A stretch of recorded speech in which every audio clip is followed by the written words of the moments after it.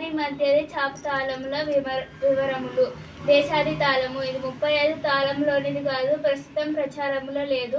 ఈ తాళమునకు ఒక విసర్జితము 3 ఘాతులు ఉండును. విసర్జితము 3/4 వంతు వదిలి పాతలు ఎత్తుకొందురు. దీని నడక విలంబ కాలములందు ఉండును.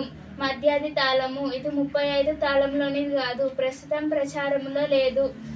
ఈ తాళమునకు ఒక విసర్జితము 3 ఘాతులు ఉండును. విసర్జితము 1/2 వంతు వదిలి పాటలు ప్రారంభింతురు. చాపు తాళము ఇది అంగములతో కాక క్రియలతో సూచింపబడు తాళము. ఇది 35 తాళంలోనిది కాదు. చాపు తాళము ముఖ్యంగా 4 విధములు. అవి త్రిస్ర చాపు, మిశ్ర చాపు, ఖండ చాపు, సంకీర్ణ చాపు. ఏకాన్యస్వర భాషాంగ రాగము. ఒక అన్యస్వరము ఉంటే దానిని ఏకాన్యస్వర భాషాంగ రాగము అని అంటారు.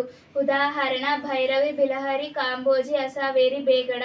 ద్వయాన్యస్వర భాషాంగ రాగము. 2 అన్యస్వరములు ఉంటే దాన్ని ద్వయాన్యస్వర భాషాంగ రాగము అని అంటారు. ఉదాహరణ అఠాన రాగము, 29వ మేళకర్త జన్యము, ఇందు సాధారణ గాంధారము, కైసికి నిషాదము అన్యస్వరములు.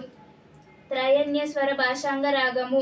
3 అన్యస్వరములు ఉంటే దాన్ని త్రయాన్యస్వర భాషాంగ రాగము అని అంటారు. ఉదాహరణ